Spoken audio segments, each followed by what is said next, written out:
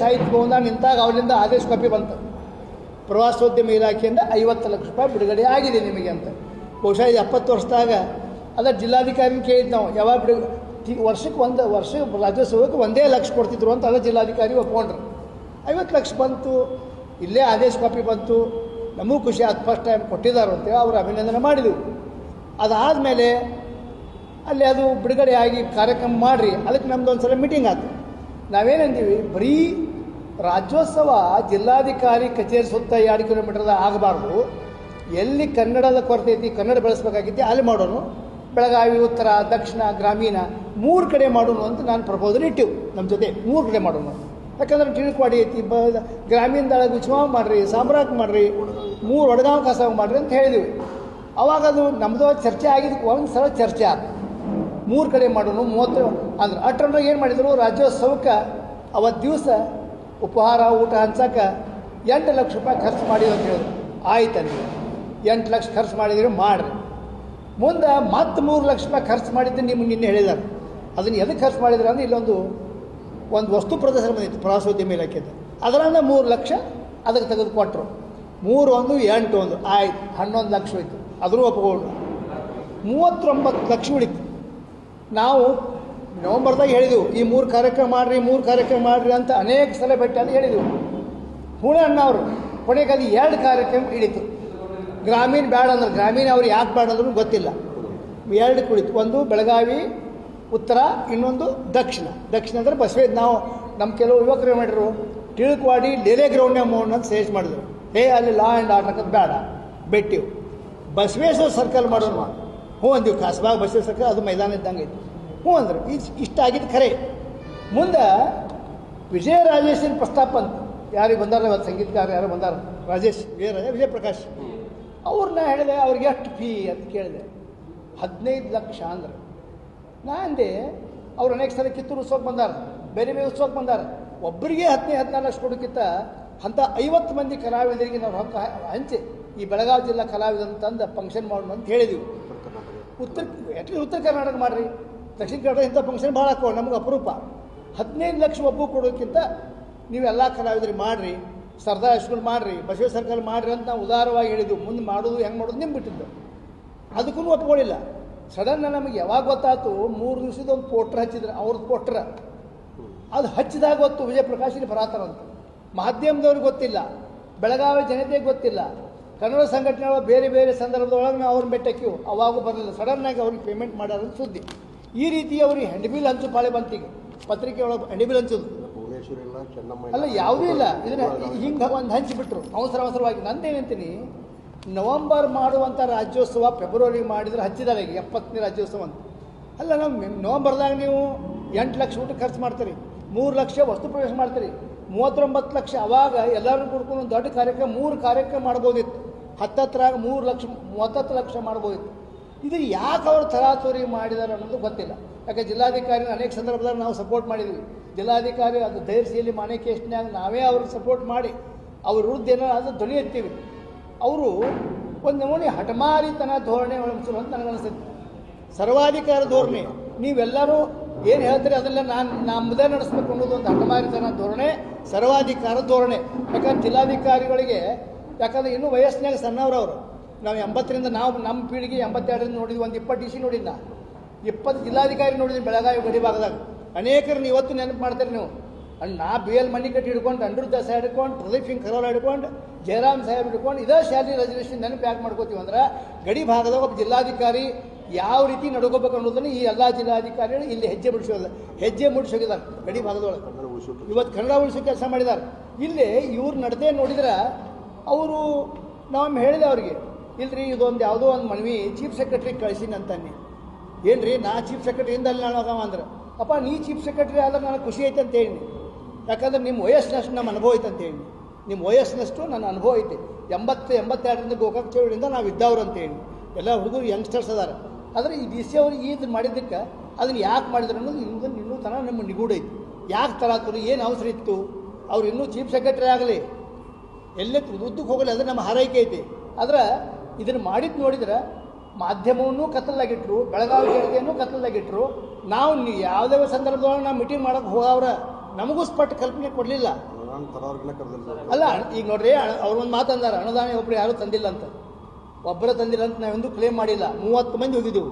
H K Patil ಕಡೆ ಹೋದವ್ರು ನಾವು 30 ಮಂದಿ. ಅಶೋಕ್ ಚಂದ್ರಿಗೆ ಒಬ್ಬರು ಹೋಗಿಲ್ಲ, ಶ್ರೀನಿವಾಸ್ ಹೋಗಿಲ್ಲ, ಕನ್ನಡ ಸಂಘಟನೆ ಹೋಗಿವು. ಅವ್ರೇನು ಚಂದ್ರಿಗೆ ಮುಖ ಮಾಡಿ ಕೊಟ್ಟಿಲ್ಲ. ಅವರು ಎಲ್ಲರೂ ಬಂದಿರಪ್ಪ, ನಾ ಕಡಿಸಿ ಉಸ್ತುವಾರಿ ಮಂತ್ರಿ ಆಗಿದ್ದೀನಿ, 50 ಲಕ್ಷ ಕೊಟ್ಟಿನಿ ಅಂತ ಅವರು ಉದಾರತೆ ತೋರಿಸಿದ್ದಾರೆ ಎಚ್ ಕೆ ಪಾಟೀಲ್ ಅವತ್ತು. ಇಲ್ಲ, ನಾ ಹೇಳಿದ್ ಕೇಳಿ, ಕಾರ್ಯಕ್ರಮ ನಡೀಲಿ, ಅದಕ್ಕಿಲ್ಲ. ಆದರೆ ಜಿಲ್ಲಾಧಿಕಾರಿ ನಡೆಯನ್ನು ವಿರೋಧಿಸಿ ನಾವು ಖಂಡಿಸಿ ನಾವು ಹೊರಗೆ ಉಳಿದೆವು. ಯಾಕಂದ್ರೆ ನೀನು ಎಚ್ ಕೆ ಪಾಟೀಲ್ ಮಾತಾಡ್ರು, ನಾ ಬರೋದಿಲ್ಲ ಅಂದರು. ಈ ಜಿಲ್ಲಾ ಮಂತ್ರಿಗಳು ನಿನ್ನ ಕಾರ್ಯಕ್ರಮ ರದ್ದಾತು. ಇನ್ನು ನಮ್ಮ ಸಚಿವ ಲಕ್ಷ್ಮೀ ಹೆಬ್ಬಾಳ್ಕರ್ ಏನು ಮಾಡ್ತಾರೆ ನಮಗೆ ಗೊತ್ತಿಲ್ಲ. ನೀವು ಎಲ್ಲರನ್ನೂ ಬಿಟ್ಟು ನೀವು ಕಾರ್ಯಕ್ರಮ ನಿಮ್ಮ ಮಟ್ಟಿಗೆ ನೀವು ಮಾಡಿದ್ರೆ ಅದು ಶೋಭೆ ತರುವುದಿಲ್ಲ. ಯಾರು ಇಲ್ಲ, ನಿನ್ನೆ ಆಯ್ತಲ್ಲ, ನಾನು ಅವರು ಕಮಿಷನರ್ ನನಗೆ ಫೋನ್ ಮಾಡಿದ ಕರೆ, ನಾವು ಬರೋದಿಲ್ಲ. ಯಾಕಂದ್ರೆ ತೀರ್ಮಾನ ತೊಗೊಂಡಿದ್ದೀವಿ, ನಾವು ಬಹಿಷ್ಕಾರ ಅಂತ ತೀರ್ಮಾನ ತೊಗೊಂಡಿದ್ದೀವಿ.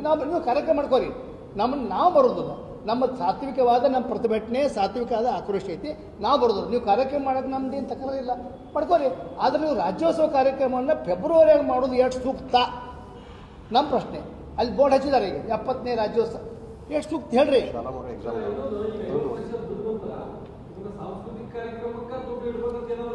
ಈಗ ಒಂದು ಪುಷ್ಪ ಅವರು ಕೊಟ್ಟದ್ದು ಒಂದು ಲೆಟ್ರು 30/11/25 ಬಂದೈತಿ. ಇಲ್ಲೈತಿ, ಇಲ್ಲಿ ಬಂದದ್ದು, ಒಂದು ಕಡೆ ಬಂದದ್ದು. ನನ್ನ ಕಳಿಸಿದವರೊಬ್ಬರು ಅವ್ರು ಏನು ಹೇಳಿದಾರೆ ನೋಡಿ, ಇನ್ನೂ ಸ್ಪಷ್ಟ ಹೇಳೋದಂದ್ರೆ, ಪುಷ್ಪ ಅಂತೇಳಿ ಜಂಟಿ ಸೆಕ್ರೆಟ್ರಿ ಯಾರು ಕನ್ನಡ ಇದು ಪ್ರವಾಸೋದ್ಯಮ ಇಲಾಖೆಯವರು, 1 ಮಿನಿಟ್ ಇಲ್ಲೇ ಹೇಳ್ತಾನೆ, ಯಾರು ಯಾವತ್ತು ಬರ್ದಾರೆ ಇವರು 31/10/2025 ಒಬ್ಬರಿಗೆ ಕೊಟ್ಟಿದ್ದಾರೆ. ಆಯುಕ್ತರು ಪ್ರವಾಸೋದ್ಯಮ ಇಲಾಖೆ ಬೆಂಗಳೂರು. ಇವರು ಇದ್ರಾಗೇನು ಬರ್ದಾರ, ಮೇಲ್ಕಂಡ ವಿಷಯ ಸಂಬಂಧಿಸಿದಂತೆ ಉಲ್ಲೇಖಿತ ಟಿಪ್ಪಣಿಯ ಪ್ರತಿಯನ್ನು ಲಗತ್ತಿಸುತ್ತಾ ಗಡಿ ಬೆಳಗಾವಿ ಜಿಲ್ಲೆಯ ಕನ್ನಡ ಪರ ಹೋರಾಟಗಾರರು ಕನ್ನಡ ಸಂಘಟನೆಯ ಮೂಲಕವೇ ಕನ್ನಡ ರಾಜ್ಯೋತ್ಸವ ಕಾರ್ಯಕ್ರಮವನ್ನು ಆಚರಿಸಲು ಇದೊಂದು ವಿಶೇಷ ಪ್ರಕರಣವನ್ನು ಪರಿಗಣಿಸಿ 50 ಲಕ್ಷ ರೂಪಾಯಿ ಬಿಡುಗಡೆ ಮಾಡಲಾಗಿದೆ ಎಂದರು. ಇವರು ಪುಷ್ಪ ಅಂತ ಸರ್ಕಾರದ ಜಂಟಿ ಕಾರ್ಯದರ್ಶಿ. ನಾವು ಇನ್ನೂ ಒಂದು ಹೇಳ್ತಾರೆ ನಿಮಗೆ, ಒಂದು ಮಟ್ಟಿಗೆ ಹೇಳಿದೆವು, ನಮ್ಮ ಹುಡುಗರು ಬರೀ ಹೋರಾಟ ಮಾಡೋರಲ್ಲ, ಸಾಂಸ್ಕೃತಿಕ ಸಂಘಟನೆಯೂ ಅದಾವ.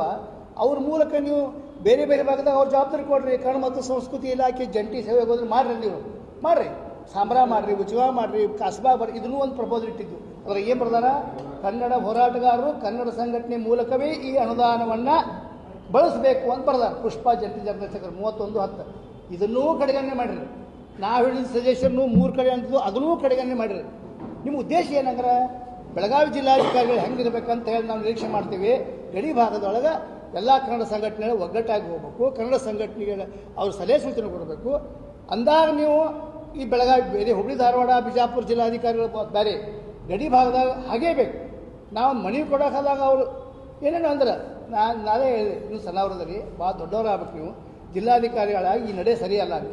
ಅದು ಹುತಾತ್ಮದ ಭವನ ಕಟ್ಟಕ್ಕೆ ಹೋದ್ರು, ಅವಾಗೂ ಹೋದಿವಿ, ಮತ್ತೊಂದು ಹೋದಿವಿ, ಅನೇಕ ಸಲ ಹೋಗಿದ್ದು. ಈ ವಿಷಯ ಅನೇಕ ಸಲ ನಾವು ಭೇಟಿ ಅದು ಇದನ್ನು ಅವರು ನಿಗೂಡಿಟ್ರು. ಸಡನ್ನಾಗಿ ಅವ್ರಿಗೆ 18 ಲಕ್ಷ ಪೇಮೆಂಟ್ ಮಾಡ್ಯಾರ ಅಂತ ಸುದ್ದಿ ಕೇಳಿನ ಯಾರಿಗೆ.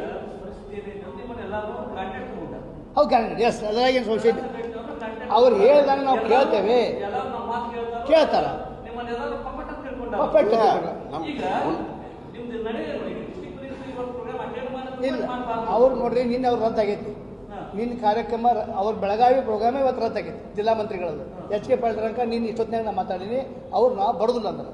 ಇನ್ನೊಬ್ಬರು ಉಳಿದ್ರು ಸಚಿವೆ ಲಕ್ಷ್ಮೀ ಹೆಬ್ಬಾಳ್ಕರ್ ಅವ್ರು ಬರ್ತಾರೋ ಗೊತ್ತಿಲ್ಲ, ಅಸಿಸ್ಟೆಂಟ್ ಅಧ್ಯಕ್ಷತೆ ಅಂತಾರೆ. ನಾವು ಕಾರ್ಯಕ್ರಮ ಮಾಡ್ಕೊಳ್ಳಿದ್ರೆ ನಾವೇನು ಅಲ್ಲಿ ಮಾಡೋಕ್ಕೆ ಸಾಧ್ಯ ಇಲ್ಲ. ನೀವು ಮಾಡ್ಕೋರಿ. ಹಾಂ, ಅದಕ್ಕೆ ನಾವು ಬಹಿಷ್ಕಾರ ಹಾಕಿದ್ದೀವಿ. ನೀವು ಹೇಳ್ದಂಗೆ ನಾವು ಕೇಳೋದಿಲ್ಲ ಅಂತ ಹೇಳಿ ಸ್ಪಷ್ಟ ಸಂದೇಶವನ್ನು ಕೊಟ್ಟಿವಿ. ಜಿಲ್ಲಾಧಿಕಾರಿಗಳಿಗೆ ನಾವು ಯಾವ ವಿಷಯದ ಬೆಂಬಲ ಕೊಡಬೇಕು, ಎಷ್ಟು ಕೊಡಬೇಕು. ಧೈರ್ಯಶೀಲಿ ಮನೆ ಕೇಸ್ನಾಗ ಅಟ್ರು ಕೂಡ ಅವ್ರು ನಿಂತೀವಿ. ಧೈರ್ಯಶೀಲಿ ಮನೆ ಕೇಸ್ನೊಳಗೆ ನಾವೆಲ್ಲರೂ ಗಟ್ಟಿಯಾಗಿ ನಿಂತೀವಿ.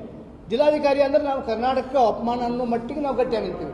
ಆದರೆ ಈ ರೀತಿ ಅವ್ರು ಮಾಡೋದ್ರಿಂದ ಅದು ಅವ್ರಿಗೆ ಒಳ್ಳೆಯದಲ್ಲ. ಭವಿಷ್ಯ ಇನ್ನು ಅವ್ರಿಗೆ ಇನ್ನೂ ಸಣ್ಣ ವಯಸ್ಸು.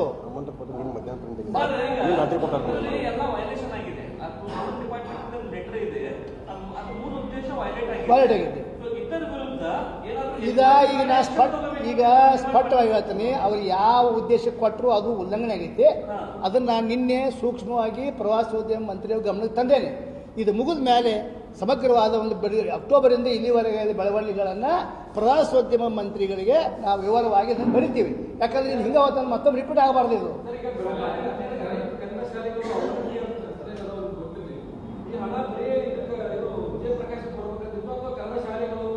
ಅದ್ರಾಗ ಕನ್ನಡ ಶಾಲೆಗಳಂತ ಇರ್ದಿದ್ರು ಸಹಿತ ಕನ್ನಡ ಹೋರಾಟಗಾರರು ಕನ್ನಡ ಸಂಘಟನೆಗಳ ಮೂಲಕ ರಾಜ್ಯೋತ್ಸವ ಕಾರ್ಯಕ್ರಮಗಳನ್ನು ಆಯೋಜಿಸಬೇಕಂತ ಬರ್ದಾರ.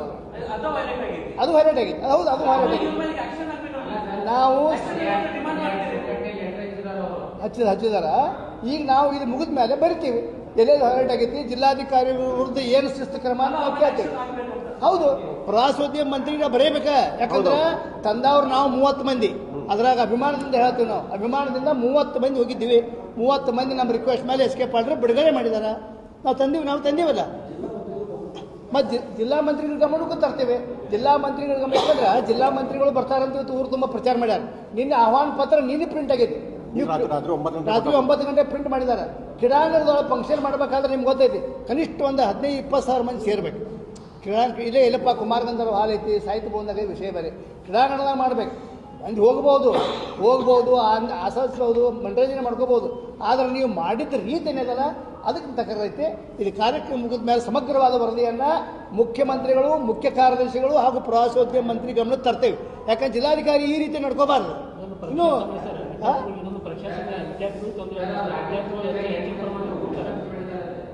ಎದಕ್ರಿ 8 ಲಕ್ಷ ಊಟಕ್ಕೆ ಖರ್ಚು ಮಾಡ್ಯಾರ ಅಂತ ಹೇಳಿದರು. 3 ಲಕ್ಷ ವಸ್ತು ಪ್ರದರ್ಶನ ಖರ್ಚು ಮಾಡಿದಂತ ಹೇಳಿದ್ರು. 50 ಅದು ವಸ್ತು ಅದ ಗೊತ್ತಿಲ್ಲ. ಈಗ ವಸ್ತು ಪ್ರದರ್ಶನಕ್ಕೆ 3 ಲಕ್ಷ ಅಂತ ತೆಗೆದ್ರೆ ಅದು ವೈಲೇಷನ್.